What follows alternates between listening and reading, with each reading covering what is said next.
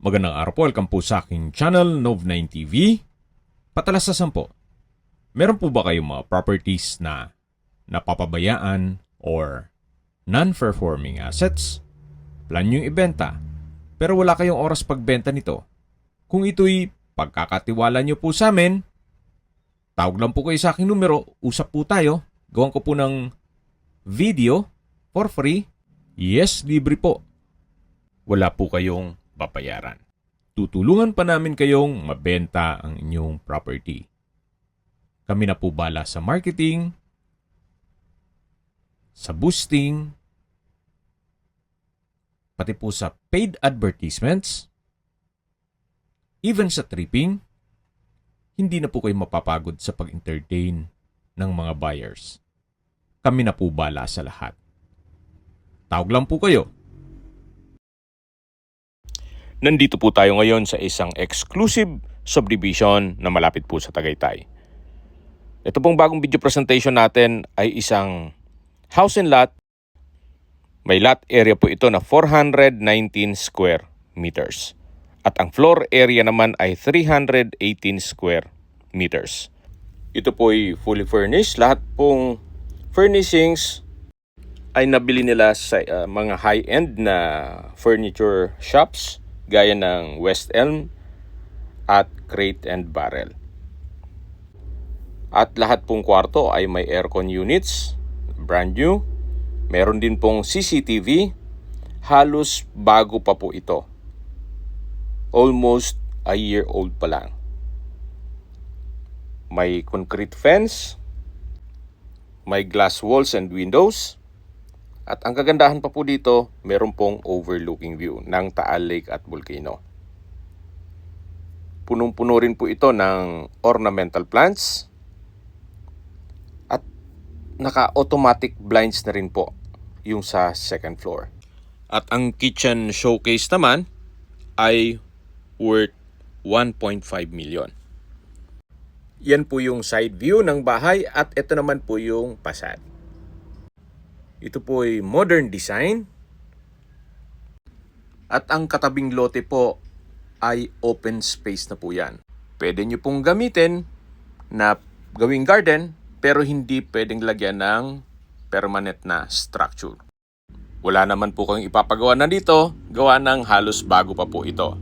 Tunghayan nyo po ang kapaligiran, napakatahimik po, sariwa ang hangin at malamig po ang klima. Meron din pong overlooking view ng Taal Lake at Volcano at ito'y nasa mataas na lugar.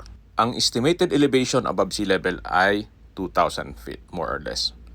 Ito po yung pedestrian gate. Pasok po tayo. Halos hindi naman po ito natirahan nila. Gawa ng may ibang property po sila. At the same time, pabalik-balik po sila ng Amerika. Yan po yung garahe o covered car garage. Yan naman po yung main gate at yan po yung access naman papunta sa kusina. Ito naman po yung kabilang side nung bahay. Tingnan niyo po. Yan po yung mga aircon units. At yan naman po yung tinutukoy ko na access papunta sa dirty kitchen o service area hanggang likod ng bahay. Meron din po itong polycarbonate roofing. At mamaya po, check natin yan. Balik ulit tayo dito sa garahe. Yan po yung main gate. Then next yung pedestrian gate. At dito naman po ay may pocket garden na may nakatanim na elephant ear plant. Napaganda po. Dito naman po sa harapan, ganun din po, may ilang mga ornamental plants. Maganda po ang disenyo nitong bakod sa harapan na malapit po sa main door. Ito po yung garden set. Mula po dito sa garden set naman ay meron pong overlooking view. Napaganda pong magkape dyan. Yan po yung magiging view nyo pag nakaupo kayo dito sa my garden set. Then pababa na po yan, meron pong setback paikot ng likod ng bahay hanggang dun sa kitchen. Ito naman po yung glass wall and window dito sa facade. Maganda rin po yung kulay o dark color ng ceiling panel na kombinasyon dito sa white na wall plus dito sa glass wall and window. Yan po yung pocket garden dito sa harapan. Ito naman po yung main door o modern pivot door. May vertical black handle at smart door lock. Samahan niyo po ako, pasok po tayo. At nandito na po tayo sa may living area.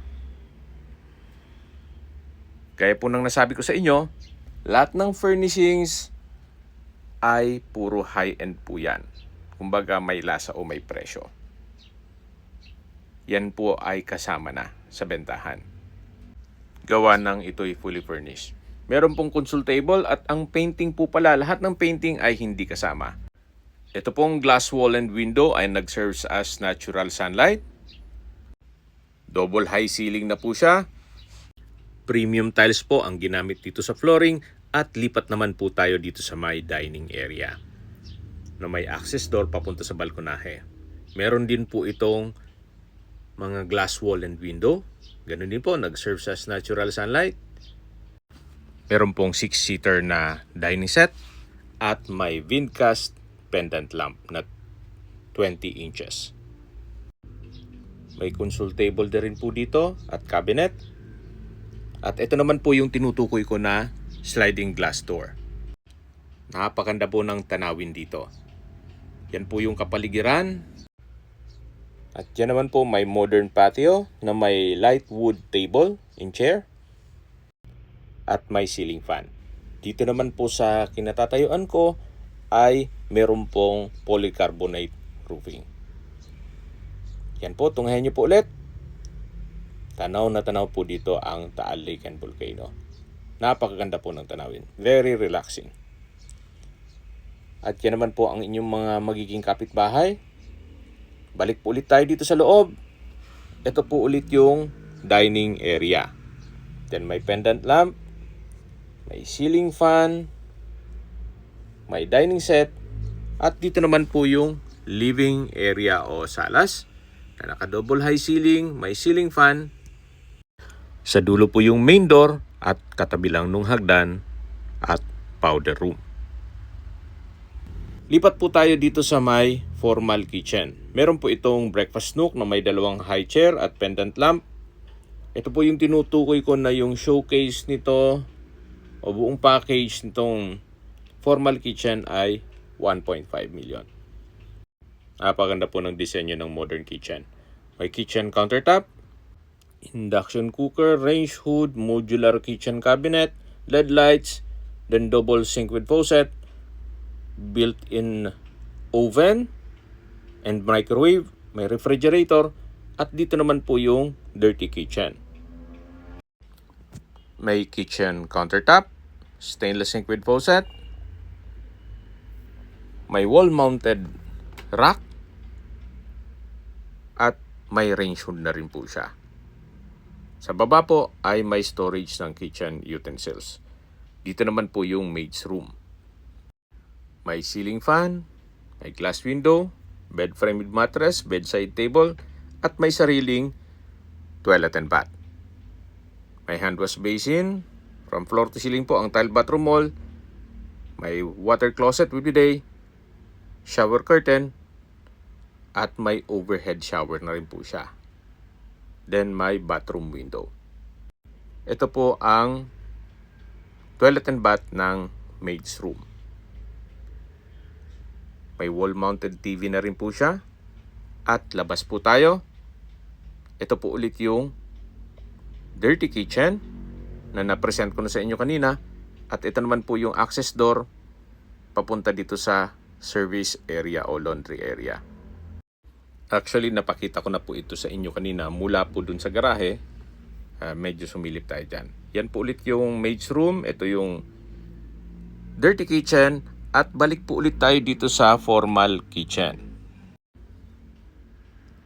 Yan po yung double door na refrigerator, yung oven at microwave. Yan po ulit yung living area, yung main door, at dito naman po yung dining area. At ito naman po yung unang kwarto. Kung meron man po kayong PWD or senior citizen sa pamilya, itong kwarto na to ang para sa kanila. May split type aircon, may bed frame with mattress, may malaking glass wall and window, at dito naman po yung toilet and bath. Naka-smart vanity mirror, hand wash basin, water closet with bidet, shower enclosure, overhead shower, at bathroom window. From floor to ceiling din po ang tile bathroom wall, at meron din pong hand wash basin at towel holder. Ito po yung first bedroom o unang kwarto. At sa dulo po yung glass wall and window na may blinds. Then meron din pong display cabinet. Labas na po tayo. Paglabas nyo naman po ay yan na po yung dining area. Then yung may access papunta sa balkonahe. Ito naman po yung living area o salas. At yan po yung main door. Ito po yung hagdan. Dito naman po ay meron pong under stairs na powder room. Naka-wooden door. At yan po yung hand wash basin, vanity mirror, water closet, tile bathroom wall, at meron din pong bathroom countertop. Dito naman po yung understairs storage. Balik po tayo dito sa may main door. At yan po yung living area na naipresent ko na yan sa inyo kanina. At sa dulo yung dining area at yung balkonahe. Nandito na po tayo sa hagdan. Ito po yung naka-wooden staircase, glass railing at tubular handrail. Samahan niyo po ako, akyat po tayo. At nandito na po tayo sa second floor. Yan po yung family area. Wooden design ng tile flooring, then naka-glass railing, at ito naman po yung open below. Yan po yung ceiling fan, yung mga glass wall and window, at mula po dito tanaw natin ang living area at yung dining area. Napaganda po at napakaaliwalas itong disenyo. Ito po yung modern home office na may wall-mounted table and shelves. May office chair na rin po siya. Balik po tayo dito sa may family area. May 4-seater table and chair at pendant lamp. Sa dulo po ay may sliding door na access papunta naman sa balkonahe. Ito naman po yung balkonahe ng second floor. Check po natin. Ito po yung naka-glass railing at meron din pong overlooking view. Napaganda po ng tanawin. Hindi naman po ganun ka-crowded dito gawa ng marami pong open spaces na pwedeng gamitin ng mga residente. Hanggang sa dulo po ang balkonahe. At balik po ulit tayo dito sa loob. Yan po yung family area. At yan po yung 4-seater na table and chair. Ito po yung open below. Yung living area at dining area. Check na po natin itong second bedroom. Naka-solid wood door. Napakalaki ng espasyo. Meron pong fluted type wall panel at wall-mounted TV. Ito po palang bed frame with mattress, hindi po kasama. Then may split type aircon. Ito po yung walk-in closet na may multiple shelves and drawer. At dito naman po yung toilet and bath. May bathroom countertop, couple hand wash basin at vanity mirror, bathroom cabinet, water closet with bidet, shower enclosure,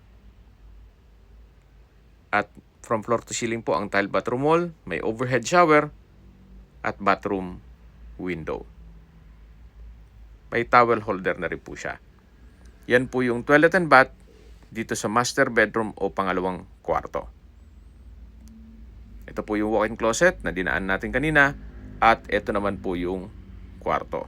Ulitin ko po, hindi po kasama ang bed frame with mattress.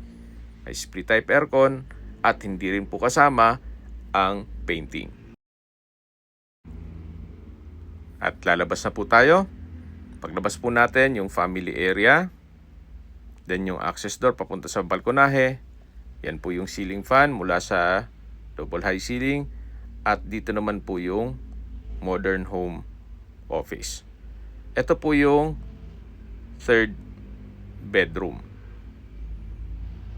Naka wooden door, may glass wall and window. Then may bed frame with mattress na kung saan hindi ko po alam kung ito pwede nating i-negotiate yan, pero yung dun sa master bedroom hindi po kasama. Then meron din po itong sariling toilet and bath na may bathroom countertop, smart vanity mirror, water closet with bidet, tissue holder, shower enclosure, at overhead shower. Meron din pong bathroom window. Ito po yung toilet and bath ng third bedroom. May lampshade, drawer, at may split type aircon. Ito po yung third bedroom na may toilet and bath. Yan po ulit yung open below. Yan yung glass wall and window, ceiling fan. At ito po yung hallway. At yan naman po yung hagdan. At habang pababa po tayo, pag-usapan na natin ang distance, location at travel time. Mula po sa highway na Tagaytay Nasugbo, ito ay may distance na 3.3 kilometers at ang travel time is 7 minutes. Mula naman po sa Twin Lakes, ang distance is 5 kilometers at ang travel time is 10 minutes. Mula naman po sa Sky Ranch, ang distance is 12 kilometers at ang travel time is 20 minutes.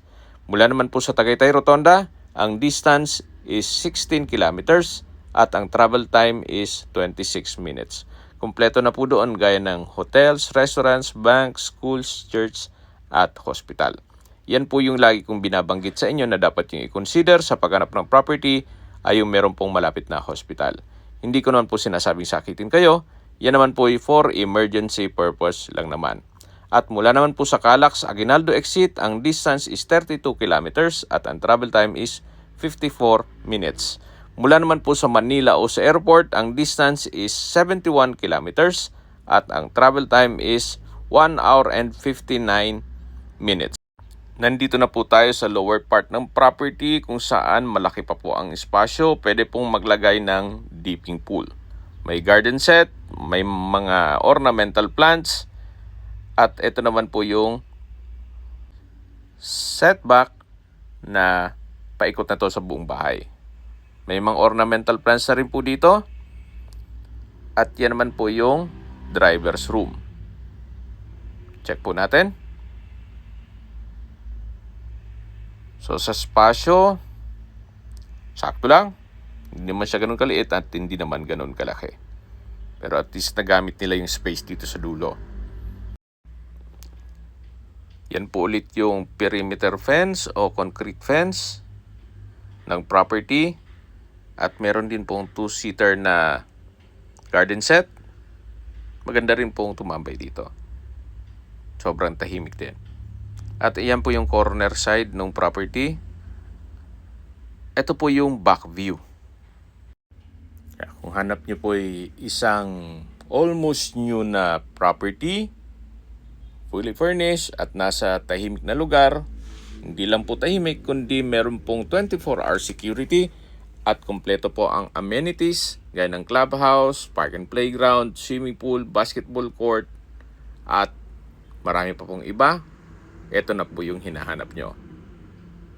Napakaganda, napakaliwalas ng area, sobrang tahimik ng lugar, sariwang hangin at malamig po ang klima. Binebenta po ito ni owner sa halagang 49 million pesos.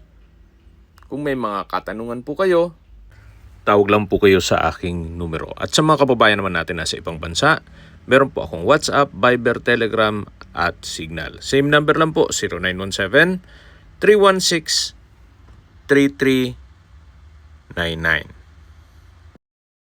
Sa mga nagtatanong naman po ng aming Facebook, meron po aming Facebook page na Nov9TV at Facebook Real Video. Meron din pong TikTok at Instagram. May ibang YouTube channel po kami, the Nov9TV channel, Nov9TV Listings, Nov9TV On The Spot, Nov9TV Updates, at Nov9TV House Rental. Sana po naibigyan nyo ang video presentation. Paki-like and subscribe na lang po sa aking channel para ma-update din po kayo sa aking future listings. Kung sakali po hanap nyo yung mas malaking sukat ng lupa, meron din po kami ibang listings na pwede nyong pagpilian. Huwag po kayong mag-atubiling tumawag sa amin. Then, let us know your budget para malaman namin kung anong property pwede naming ilog sa inyo. Sa lahat pong viewers, subscriber at nagtiwala po sa amin, salamat po sa suporta. Ingat po kayo lagi at yung pamilya. Maraming salamat po.